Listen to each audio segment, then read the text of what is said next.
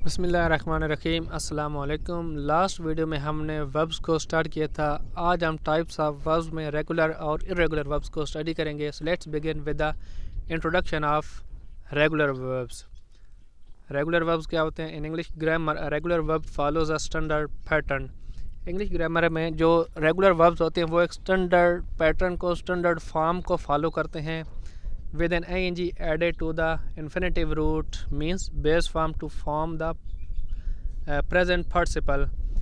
जो किसी भी वर्ब की बेस फॉर्म होती है जिसे हम इन्फिनेटिव रूट भी कहते हैं या फर्स्ट फॉर्म ऑफ वर्ब भी कहते हैं, उसके साथ ing लगाकर हम उसकी प्रेजेंट पार्टिसिपल फॉर्म बनाते हैं। प्रेजेंट पार्टिसिपल फॉर्म ज़्यादातर जो इस्तेमाल होती है वो कंटिन्यूस टेंस में इस्तेमाल होती है, जैसे कि he was playing, he was writing, he was reading.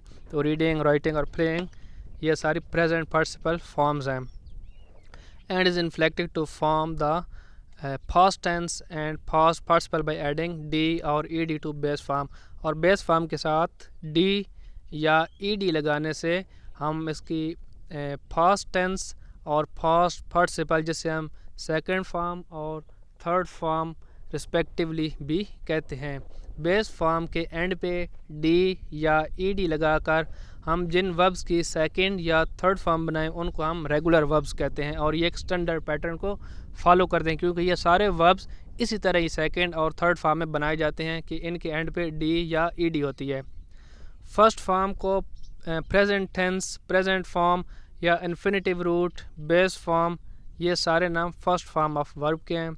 Second form को फास्ट फॉर्म भी कहते हैं, फास्ट टेंस भी कहते हैं। थर्ड फॉर्म को फास्ट पार्टिसिपल फॉर्म कहते हैं। और जो प्रेजेंट पार्टिसिपल है जिसे हम वर्ब के साथ ing लगाकर बनाते हैं, जो आमतौर पर कंटिन्यूस टेंस में इस्तेमाल होती है, इसको sometimes fourth form of verb भी कहा जाता है। अब देखते हैं इरेगुलर वर्ब्स क्या होते हैं। An irregular verb on the other hand varies considerably particularly in the form it takes to form the past and fast form and fast participle form. जिस तरीके से इसकी फास्ट फॉर्म और फास्ट पार्टिसिपल फॉर्म बनाई जाती है उसमें ये बिल्कुल वेरी करता है, डिफ़र करता है रेगुलर वर्ब से। इरेगुलर वर्ब्स का तरीका बिल्कुल अलग है। द फास्ट टेंस और फास्ट पार्टिसिपल और both are formed in an unpredictable way. एक अनप्रडिक्टेबल तरीके से हम इसकी सेकंड और थर्ड फॉर्म बनाते हैं, मतलब कि जो किसी भी स्टैंडर्ड पैटर्न को फॉलो नहीं कर रही होती। By adding no ending at all, verb के एंड पे हम कोई भी किसी भी लेटर का इजाफा नहीं करते, जैसा कि खट, खट, खट। इसकी तीनों फॉर्म्स सेम है, हमने इसके एंड पर कोई इजाफा नहीं किया। By changing the vowel of the base form, base form में जो फर्स्ट फॉर्म होती है उसमें किसी वॉवल का चेंजिंग करके, कोई तब्दीली करके, जैसे कि मीट, मेट, मेट, इसमें हम डबल वॉवल था उसको सिंगुलर वॉवल में चेंज करके उसके सेकंड और थर्ड फॉर्म बना दी।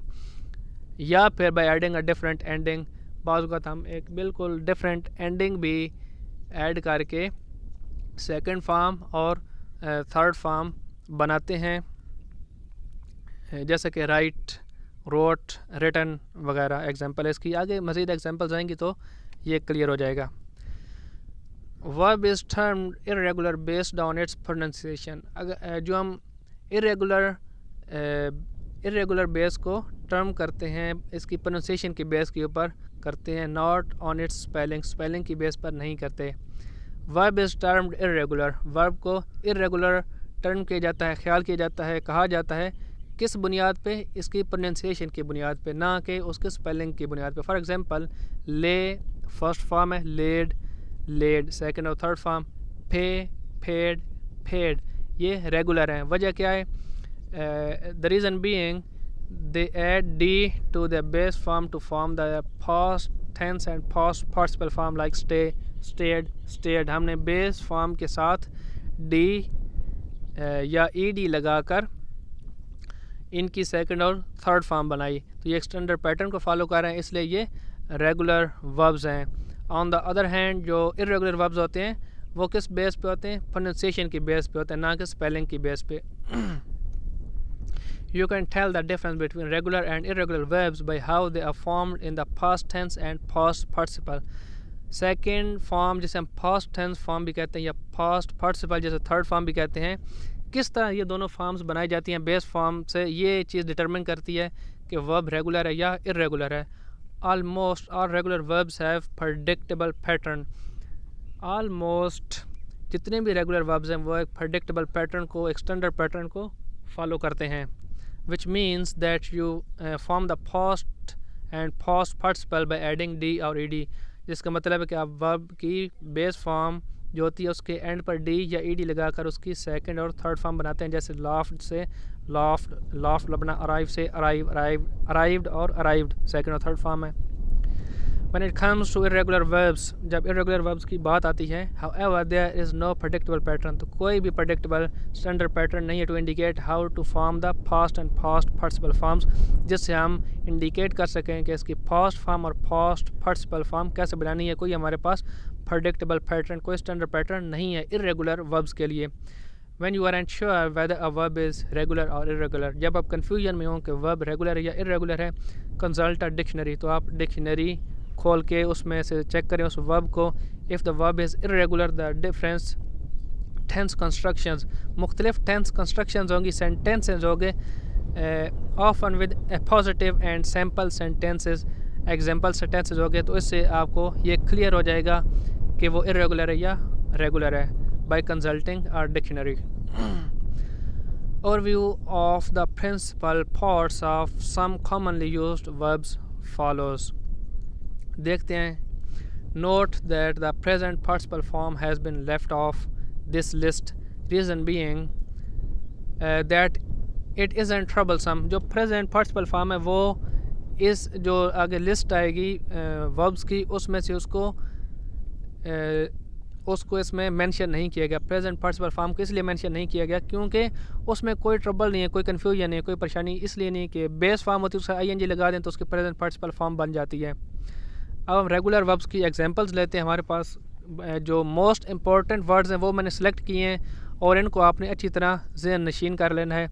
सबसे पहले बेस फॉर्म है एम, अराइव, अज्यूम। उसकी जो प्रेजेंट टेंस में हम इस्तेमाल करते हैं एम्स और एम, थर्ड पर्सन सिंगुलर के साथ हम एम्स लगाते हैं और बाकी प्रोनाउंस के साथ हम एम लगाते हैं। सिमिलरली अराइव्स या अराइव, अज्यूम्स या अज्यूम।